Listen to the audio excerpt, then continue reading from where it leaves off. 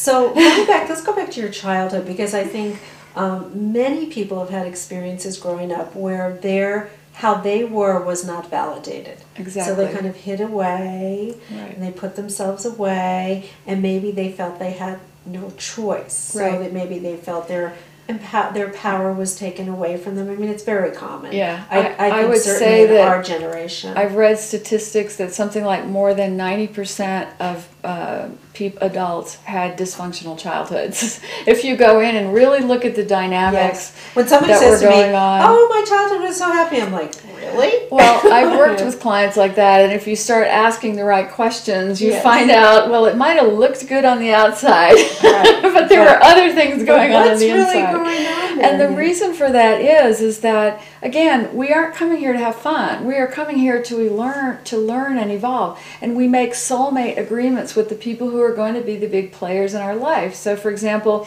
if my mother and I had a challenging relationship, we had agreed that when we got here, we were going to push each other to remember who we were and to move past our limitations, and that we were choosing to do that by challenging each other.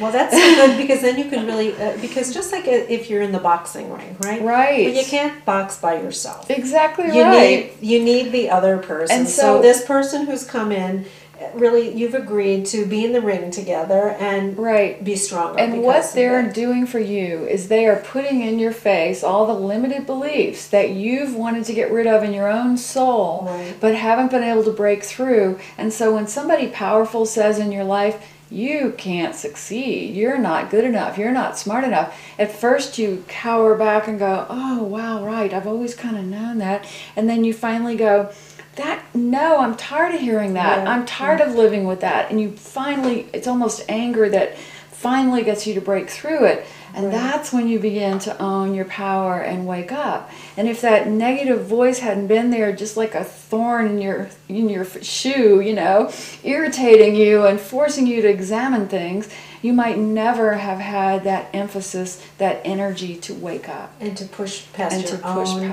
limitations that are often someone else's that you've accepted. Exactly right. So at one point, so you put, I always felt like I was a very magical child. I lived in probably a lot of other realms than this one to deal with my own circumstances. Right. And that was, of course, not validated, not okay, certainly not past 3 or 5, right? But I always held that as a very special place in myself, and I've never lost it. Right. And so we do tend to compartmentalize maybe those special places that we were told were not okay. So for you, I mean, I got to really live it out in the flower shop, because I was magical fairy girl all the time, and that was good. I was paid to do that. I was encouraged to do that. Right. So when was it for you that you could take out your intuitive gifts? I mean, you're talking about a powerful intuitive gift when you're having those kind of prophetic dreams, because some people do, but most people don't. Well, my life really did not make sense until I owned who I was, and I've had a dramatic journey. It's not like that for everyone, but dramatic meaning some dramatic. Big losses, my husband died when I was 29. My best girlfriend died when I was 32, followed by another death. I mean, I've had so many major losses where I've been there at the moment of crossing over, seen the spirit leave the body, and had that soul come back and visit me that night and have this very important conversation with me. Most people don't have that. No. And so I was really pushed to keep trying to figure it out, keep trying to wake up. I couldn't ever fit in the conventional world and just go to sleep there. And some people can. And, one of my favorite examples is I was very in love with this man who was very successful and powerful after my husband had died.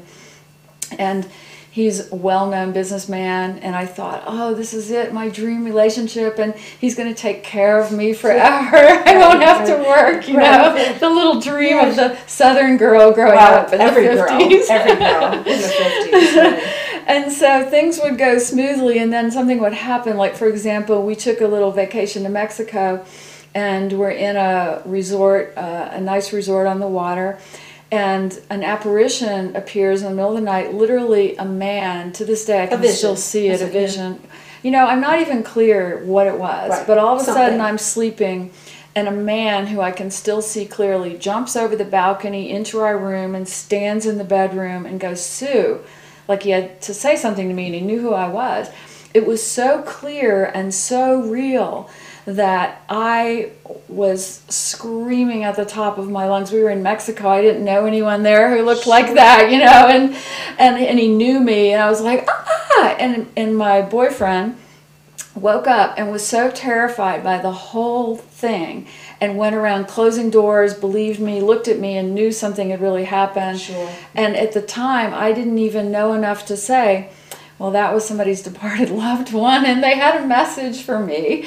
And even if I had said that, it would have ended the relationship. Anyway, right. But I didn't even know What's how worse, to say that. She does know who that is, or she doesn't know who that is. Exactly right. And so little things like that always kept me on my course and kept me from ever being able to go out and have what people call the normal life. Compromise yourself. Exactly. Give up your true gift. Exactly right. So in line with that, I know that you're teaching some other people how to do your work. Are these people who also have an intuitive gift like you, or people that are learning to develop? They are people like you who have always functioned with intuition in their lives, brought it into their business, but now want to own it in a more powerful way.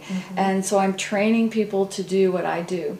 And some of them are already therapists, some of them are already coaches, some of them are social workers, and some of them are businesswomen, people in marketing, etc. And they have decided that they want to bring this perspective into their work. And I must tell you, Cindy, it is the most wonderful work I've ever done. You know, at the end of these trainings... It's the ultimate empowerment, empowering other people. It is. Yes. And to see that I can teach them to do it. And then we coach each other and they're actually doing it.